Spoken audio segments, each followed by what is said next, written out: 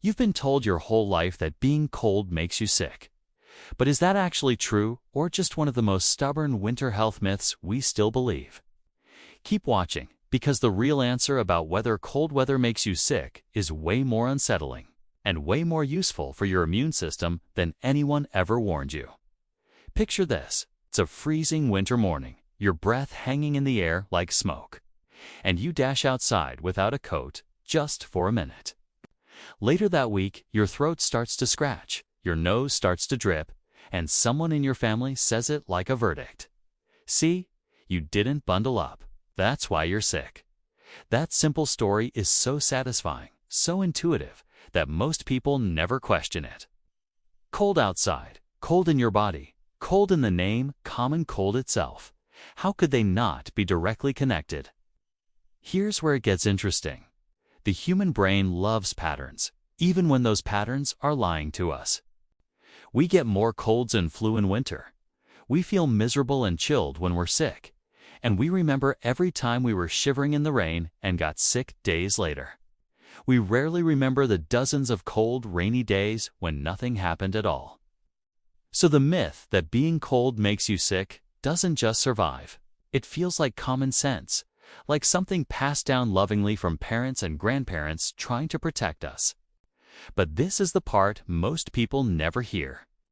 The thing that actually makes you sick is not the cold air. It's not the wind, the snow, or the fact that you left the house with wet hair. It's something you can't see, can't smell, and can't feel until it's already multiplying inside you. Viruses. Tiny particles of genetic code that only care about one thing: finding a warm, living cell to hijack. You don't get the common cold because the air was cold. You get it because a virus slipped into your nose, your throat, your eyes, or your mouth. Here's the twist almost everyone gets wrong. Saying being cold makes you sick is like saying being outside makes you sunburned. It's not the being outside that burns you. It's the ultraviolet light you were exposed to while you were there. In the same way, being in cold weather isn't the villain. It's just the setting where the real villains, the viruses, sometimes get the upper hand. That sounds like a small difference, but it changes everything about how you protect yourself. So why do so many parents, teachers, and even some health professionals repeat this myth with absolute confidence? Part of it is timing. It's cold and flu season explodes exactly when temperatures drop, and that overlap is too powerful to ignore. Add in childhood memories of being forced into bulky coats, hats, and scarves under the threat of you'll get sick, and it becomes more than a belief. It becomes a rule of life. Breaking that rule can feel like tempting fate. Here's where it gets interesting again. When we're cold, we don't just feel uncomfortable. Our behavior changes in ways that quietly help viruses spread. We huddle indoors with the windows shut, breathing the same recycled air on buses, in classrooms, in offices, and at family gatherings. We stand closer together, talk face to face, and touch the same doorknobs, handrails, and screens. In other words, cold weather pushes us into the perfect environment for respiratory viruses to move from person to person.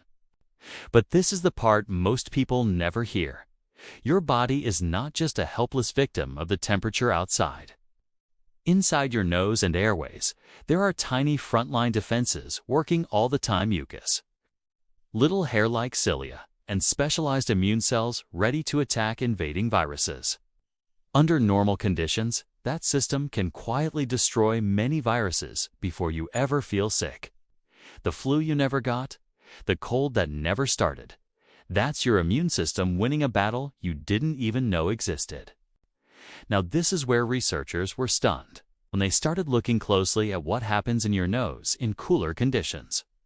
They found that even a slight drop in temperature can make those frontline defenses less efficient. The tiny guardians that normally trap and neutralize viruses don't work quite as well when chilled. It's not that cold air creates a virus out of nothing. It's that it may tilt the odds a little bit in favor of the virus that's already trying to get in. That's a crucial nuance almost every simple bundle up, or you'll get sick warning completely misses. Here's the twist almost everyone gets wrong again. People hear that cold air can affect immunity and jump straight back to the old myth. Aha! So being cold does make you sick. But that's like saying a cracked window made the burglar appear. The virus is still the burglar. The cracked window just made the break-in easier. You still cannot wake up sick from the cold alone. Without germs, you can stand in an icy field all day and never catch a cold. With germs around, the same conditions can push your body just far enough off balance for them to win. Think back to those stories about going outside with wet hair. Maybe your grandmother swore that a quick trip to the mailbox with damp hair in winter guaranteed a sore throat. It's such a vivid image, shivering, soaked, then sniffling hours later. But this is the part most people never hear. Feeling cold is not the same as being infected. You can be bone-chillingly cold and totally virus-free, or warm and cozy at home, while a virus you picked up hours ago is silently taking over your cells. Here's where it gets interesting. Experiments where people are deliberately exposed to cold, then exposed to a cold virus, don't show the simple pattern parents expect. The volunteers who were chilled weren't dramatically more likely to get sick than those kept warm. What really mattered was whether the virus itself was there in the first place. That means those stories about "I got sick because I was cold" are often mixing up cause and timing. You weren't sick because you forgot your jacket. You were sick because a virus had already found you, and your body was about to show the symptoms, no matter what you wore. But this is the part most people never hear. Cold weather does help viruses in a different, more subtle way. Dry, cold air can preserve viral particles longer, helping them float in the air and survive on surfaces. Indoors, heating systems dry out the air even more, making the delicate lining of your nose and throat a little less moist and less comfortable. That dryness can create tiny cracks and vulnerabilities in the tissue, giving viruses just enough of an opening to slip inside. Here's the twist almost everyone gets wrong. The real danger isn't that icy wind on your face. It's the invisible, crowded, shared spaces you step into afterward. It's the holiday party where someone is coughing but insists it's just allergies. It's the crowded train with fogged-up windows and people packed shoulder to shoulder. It's the office where no one stays home unless they're absolutely miserable. In that world, blaming the cold temperature is almost a distraction from the deeper truth how closely connected our health is to the people around us. Here's where it gets interesting once more. Winter doesn't just change the air, it also changes you. Shorter days mean less sunlight, and less sunlight means lower vitamin D levels for many people. You might move less, sleep differently, and eat more comfort food and fewer fresh, nutrient-rich meals. Stress around holidays, money, or school can quietly ratchet up, and stress itself can nudge your immune system off balance. Suddenly, it's not just one thing, the cold, but a whole cluster of tiny disadvantages that add up.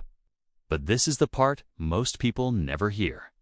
There are people who spend massive amounts of time in the cold, outdoor workers. Winter athletes, even those who deliberately take ice baths or plunge into icy lakes, and they aren't constantly sick just because they're cold. Their risk has far more to do with their overall health, how often they meet others carrying viruses, how well they rest, and how they care for their bodies. Being cold and being sick can overlap, but they are not the same state. Here's the twist almost everyone gets wrong in one more way. When parents say, "wear a coat," you'll get sick. What they really mean, without knowing it's "wear a coat." Because I love you and I'm scared of losing you. That fear turns into a simple rule. Because viruses you can't see may get a slight advantage in cool, dry conditions, especially when you're crowded indoors in winter, is not exactly playground language. The myth survives because it feels like love, protection, and control in a world that is none of those things. Here's where it gets interesting emotionally. Once you understand that being cold does not magically generate illness, the power shifts back to you. You can still dress warmly to feel comfortable and avoid hypothermia and frostbite, which are very real dangers in extreme conditions. But you can also focus on what actually stops you from getting sick. Washing your hands, ventilating indoor spaces, avoiding close contact when someone is obviously ill, staying home when you're the one infected, and supporting a strong immune system with rest, nutrition, and movement. Here's the twist almost everyone gets wrong. One last time. The question isn't, does being cold make you sick? It's what does winter do to your environment, your behavior, and your body that gives viruses more chances to win? Once you ask that better question, the answers line up clearly. Cold air changes how long viruses survive. Dry indoor spaces irritate your airways. Crowded rooms bring infectious people closer. Low sunlight and stress nudge immunity down. The story stops being about the temperature and starts being about connections. So, does being cold make you sick? No. Being cold by itself doesn't conjure illness out of thin air. It can nudge your defenses a little. It can change the way you live and gather. And it can shape the battlefield where you and viruses meet, but it is never the actual attacker. The real enemies are the viruses and the choices that help them spread. Dress warmly because you want comfort, safety, and strength, not because you're afraid of a superstition. The next time someone says, "You'll catch a cold if you go out like that," you'll know the deeper truth. Cold weather doesn't decide your fate. Your habits, your environment, and your invisible microscopic passengers do. What myth should I break down next?